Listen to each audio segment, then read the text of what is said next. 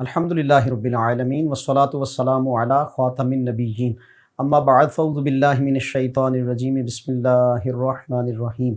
कंजुल Madaris HEC recognized board math video series में आज हम स्पेशली 10th रेलेवेंट चैप्टर और ओवरऑल तमाम तलबा के लिए तो इसमें लीनियर इक्वेशंस को हम पढ़ रहे हैं। लेक्चर पहला आपने सुना, उसमें जान लिया कि लीनियर इक्वेशन कहते किसको हैं। आज फर्दर इसकी कुछ टाइप्स को पढ़ते हैं और देखते हैं कि लीनियर इक्वेशन के अलावा भी इक्वेशंस की और कौन कौन सी टाइप्स हैं। बढ़िए आज के लेक्चर की तरफ। लीनियर इक्वेशंस वो इक्वेशन थी यकदर्जी मसावात। यकदर्जी मसावात जो है इसकी जनरल फॉर्म आपने देखी, वो है ax plus b is equal zero. और ये linear equation in one variable में है, मतलब ये कि इस इक्वेशन में एक ही वेरिएबल डिस्कस हुआ है। ax plus b is equal to zero, ये इसकी जनरल फॉर्म है। और आपने जाना कि इसमें जो x की मैक्सिमम पावर है वो 1 है, और बिकॉज ऑफ के वेरिएबल की मैक्सिमम पावर 1 हो तो ऐसी इक्वेशन को ही हम यकदर्जी मसावात कहते हैं, जिसमें a और b जो हैं ये कांस्टेंट्स हैं, मुस्तक़लात हैं इसके अंदर, और x जो है वो इसमें वेरिएबल है। सेकंड टाइप इसकी है क्वाड्रेटिक इक्वेशन। क्वाड्रेटिक इक्वेशन जो है उस इक्वेशन को कहते हैं हम कि जिसमें वेरिएबल की मैक्सिमम पावर वो 2 हो। तो इस टाइप की इक्वेशन जो है वो दो दर्जी मसावात कहलाती है। यकदर्जी और इसके बाद आ गया दो दर्जी। दो दर्जी मसावात वो मसावात है जिसमें वेरिएबल की मैक्सिमम पावर 2 है, और इसकी जनरल फॉर्म हमारे पास होती है ax square plus bx plus c is equal zero. तो तलबा किराम आप देखेंगे इसमें x वेरिएबल है और ये भी इन वन वेरिएबल है, मतलब ये कि इसमें भी एक वेरिएबल ही डिस्कस हुआ है। तो इस लिहाज से ये इसकी उमूमी सूरत जनरल फॉर्म है ax square plus bx plus c। इसमें a b c ये इसके कांस्टेंट्स हैं, एंड इसके साथ साथ इसमें वेरिएबल जो है वो सिर्फ एक ही है और वो x है। अच्छा, क्या ये पॉसिबल है कि दो वेरिएबल में भी क्वाड्रेटिक इक्वेशन मौजूद हो? ये भी पॉसिबल है। इसको हम फर्दर आगे जो लेक्चर्स आएंगे उनमें कभी डिस्कस करेंगे। उसके बाद इसमें आ जाती है क्यूबिक इक्वेशन। इसमें 3 होती है पावर वेरिएबल की मैक्सिमम, और इसकी जनरल फॉर्म हमारे पास क्या होगी, वो होगी ax cube plus bx square plus cx plus d is equal zero. तो ये हायर लेवल की एक इक्वेशन है जो यहाँ डिस्कस नहीं होगी, आपको एक नोइंग दी है इसमें। तो ये है सहदर्जी मसावात। सहदर्जी, सह मीन 3, तो सहदर्जी मसावात ये लीनियर इक्वेशंस के अलावा दो और आपने इसकी टाइप्स पढ़ी हैं। तो इसमें ए बी सी के साथ में डी जो है वो भी शामिल हो गया कांस्टेंट्स में, और वेरिएबल इसमें भी x ही है, मतलब ये कि ये भी इन वन वेरिएबल हमने सहदर्जी मसावात को देखा है, इन one variable.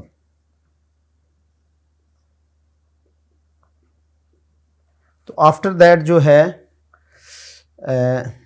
By quadratic equation भी है।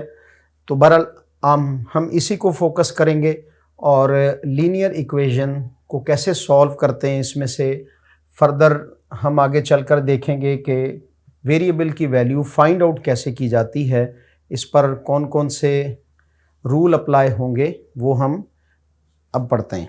तो अब हमने जाना कि यकदर्जी मसावात क्या है और इसकी डेफिनेशन भी अच्छी तरह से समझने के बाद इसकी एप्लीकेशन में आते हैं और एक्सरसाइज है मेरे पास 4.1। तो एक्सरसाइज 4.1 को हम देखते हैं कि इसमें यकदर्जी मसावात को किस तरह से हल किया गया है। इसमें वेरी फर्स्ट क्वेश्चन है, क्वेश्चन नंबर 1 सॉल्व करना है हमने इन ऑल क्वेश्चंस को। फर्स्ट पार्ट है 3x + 20 = 44। 3x + 20 = 44 और ये लीनियर इक्वेशन है। और लीनियर इक्वेशन कैसे है, बिकॉज ऑफ के इसमें एक ही वेरिएबल यूज़ हुआ है। तो यहाँ पर सबसे पहले हम x को अदर जो वैल्यूज़ हैं या कांस्टेंट है उनसे फ़र्क करेंगे। तो ये वाले 20 जो है ये बाय रूल इधर प्लस का था, तो इस इक्वेशन को क्रॉस करके राइट साइड पे चला जाएगा, लेकिन सब्ट्रैक्ट फॉर्म में जाएगा। सब्ट्रैक्ट फॉर्म में इसलिए जाएगा कि 3x + 20 अगर हम इसको इधर से ख़त्म करना चाहें तो -20, तो बिकॉज ऑफ के -20 हमने खुद अपने पास से ऐड किया है, तो जो अमल इक्वेशन के एक साइड पे करेंगे वो ही दूसरी साइड पे भी करेंगे। तो इधर से ये कैंसिल हो गया था, इसलिए उधर आ गया। अब ये 3x तो 44 - 20 ये बचा 22। तो x इक्वल हमारे पास आ जाएगा 22/3। और इसको डेसिमल फॉर्म में या फिर इसको फ्रैक्शन फॉर्म में लिखना चाहेंगे तो 3 7s are 21, तो 1 बचा, इसका मतलब 7 × 1/3 ये इसका आंसर है। और अगर हम डेसिमल में देना चाहें तो डेसिमल लगाएंगे, 3 3s are 9, तो 10 में से 9 1 है और फिर 0 लगेगा तो फिर 9 आ जाएगा। इस तरह इसकी डिवीज़न चलती जाएगी और ये 7.333 आगे आता चला जाएगा। तो x इक्वल हमारे पास डेसिमल फॉर्म में आ जाएगा 7.33। मतलब ये कि हमने x की वैल्यू फाइंड आउट करनी थी। x की कौन सी वैल्यू यहाँ पुट की जाए कि वो 3 से मल्टीप्लाई होकर जब 20 में ऐड हो तो 44 दे, तो वो ये वाली वैल्यू जो कैलकुलेट होकर हमारे पास आंसर की शक्ल में आई है। तो ये एक लीनियर इक्वेशन थी और ये सिंपल इक्वेशन थी। अगर हमारे पास फ्रैक्शनल फॉर्म में एक वैल्यू हो तो उसको भी हम सॉल्व करना सीखेंगे। एक पार्ट इसका और देखिए, इसमें क्या है, इसमें एक मल्टीपल भी साथ में यूज़ हुआ है। तो 3x + 3 × x + 1 = किसके है, 69 के जी। तो ये तलबा कराम एक नेक्स्ट क्वेश्चन इसमें है 3x, ये जो मल्टीपल है ये अंदर दोनों वैल्यूज़ से मल्टीप्लाई होगा। तो ये 3x और ये 3 1 से भी मल्टीप्लाई होगा, तो इसको 3 कर देगा = 69। अब 3x एंड 3x ये हुआ हमारे पास, दैट इज़ 6x। तो 6x + 3, तो ये माइनस का भी 3 होकर उधर 69 में से ये माइनस हो जाएगा। इधर कैंसिलेशन आई तो 6x इक्वल हमारे पास आ जाएगा 66 के। तो 69 में से 3 निकालेंगे तो 66 आएगा और at the end x equal हमारे पास 66, ये 6x के साथ मल्टीप्लाई हो रहा है। जब ये इक्वल के साइन को क्रॉस करेगा तो ये उधर जाकर डिवाइड हो जाएगा। जिस तरह एक वैल्यू प्लस थी तो उधर जाकर माइनस हो गई, अगर इधर माइनस होती उधर जाके प्लस हो जाती। इसी तरह अगर वेरिएबल के साथ कोई कोएफिशिएंट ज़ाहिर है मल्टीप्लाई हो रहा है तो वो उधर दूसरी साइड पे जाकर डिवाइड हो जाता है। तो आंसर इसका हमारे पास लास्ट पे आया 6 11s आर 66। तो मीन्स ये कि लीनियर इक्वेशन को सॉल्व करना ये बहुत ही इजी है तलबा किराम। तो इन दोनों क्वेश्चन से रेलेवेंट जो हैं आगे फर्दर क्वेश्चन है, क्वेश्चन नंबर 2, क्वेश्चन नंबर 3, 4, 5। तो ये 6 तक है, ये आप खुद से सॉल्व करेंगे। अब आइए एक और स्टाइल में जिसमें हमारे पास वैल्यू फ्रैक्शनल फॉर्म में है और उसको हम कैसे सिंपल फॉर्म में लाकर फिर उसे सॉल्व करेंगे। वैल्यू है हमारे पास 4x over 3 over 5 minus 3x over 4 is equal आ जाएगा हमारे पास 4 के। तो क्वेश्चन नंबर ये हमारा 1 ही है और 1 का ये थर्ड पार्ट। देखिए इसमें 5 और 4 डिनोमिनेटर में मौजूद हैं, इनको हमने सॉल्व करना है। ये सॉल्यूशन आपको ग्रेजुअली अब आ रहा होगा कैसे सॉल्व करते हैं। तो 5 और 4 का हम लेंगे असल में एलसीएम। एलसीएम कहते हैं जुज़ाफ़िकल को।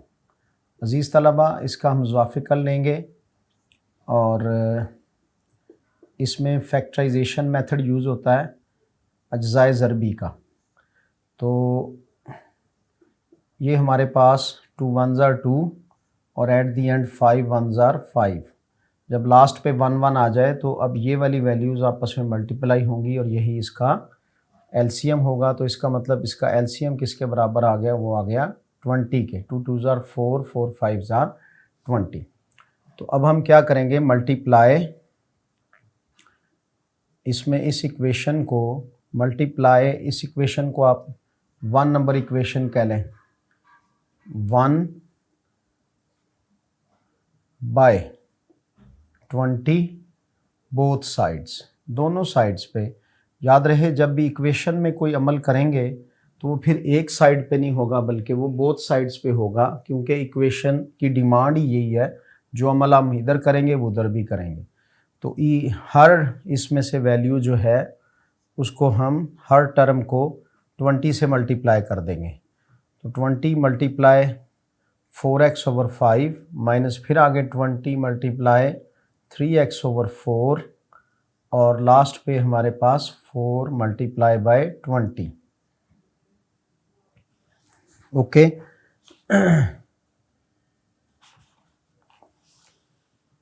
5 जो है वो 4 से कैंसिल होगा, 5 1s are 5 और 5 4s are 20। और इसी तरह से 4 जो है वो भी 5 के साथ कैंसिल होगा, 4 5s are 20। अब ये 4 इस 4 का मल्टीप्लायर बन जाएगा और ये यूँ आएगा 4 इंटू 4x। और ऐसे ही ये जो 5 है ये अब 3x का मल्टीप्लायर बन जाएगा, 3x is equal 20 4s are हो गया हमारे पास 80। 4 4s are, अब ये 4 इस पूरी वैल्यू से मल्टीप्लाई होगा, 16x माइनस 5 3s are 15, साथ में x आ जाएगा, इज इक्वल किसके आ गया, 80 के।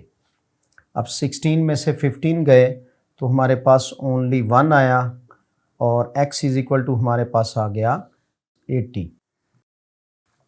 तलबाए किराम इस तरह से हमने यहाँ पर x की वैल्यू जो है वो 80 फाइंड आउट की। अब इसका चेक भी है, यानी पड़ताल भी है कि आया हमारा ये आंसर दुरुस्त है या नहीं। तो अगले किसी क्वेश्चन में इसको हम देखेंगे। आज इस क्वेश्चन को सॉल्व करने के बाद इसका प्रोसीजर आपने जाना। अगर हमारे पास फ्रैक्शनल वैल्यू है तो सबसे पहले एलसीएम लेते हैं उसका। एलसीएम जो है वो बोथ साइड पे मल्टीप्लाई होकर कैंसिल हो जाएगा वैल्यूज़ के साथ और फिर उससे जो हमें सिंपलीफाई होकर वैल्यू मिलेंगी उनमें प्लस और माइनस का ऑपरेशन करते हुए एट दी एंड आंसर तक पहुंचेंगे। तो इससे रेलेवेंट क्वेश्चंस जो एज अ होमवर्क समझिए कि आप इसको सॉल्व करेंगे तो होमवर्क में आप ज़रूर बर ज़रूर इसको सॉल्व कीजिए। अगर डिस्क्रिप्शन में हुआ तो हम इस एक्सरसाइज की पिक जो है वो भी डिस्क्रिप्शन में डालेंगे। तो क्वेश्चन नंबर 2 सॉल्व करें इसका, क्वेश्चन नंबर 3 सॉल्व करें, इन दोनों क्वेश्चन से मुतल्लिक़ हैं। क्वेश्चन नंबर 4 सॉल्व करें, इसी तरह से क्वेश्चन नंबर 7 सॉल्व करें, क्वेश्चन नंबर 8 सॉल्व करें और क्वेश्चन नंबर 9। तो यहाँ तक क्वेश्चन जो हैं ये एज अ होमवर्क हैं। इन क्वेश्चंस को आप बाकायदा सॉल्व करेंगे। तलबा किराम, लीनियर इक्वेशन और उसकी टाइप्स हमने डिस्कस कर ली हैं और फिर उसके बाद हमने लीनियर इक्वेशन से वेरिएबल को फाइंड आउट करने का तरीका जाना है। उसका पूरा मेथड आपने देखा है। ये मेथड आपको कैलकुलेशन से ज़्यादा इजी महसूस होगा। तो ख़ुद अपनी नोटबुक पर ये क्वेश्चन उतारें और फिर इनको सॉल्व करें, कोई रहनुमाई लें और वीडियो देखें और इस तरह के अदर क्वेश्चंस को भी सॉल्व करके फिर हम अगले लेक्चर पर मिलेंगे। जब तक के लिए अल्लाह हाफिज़।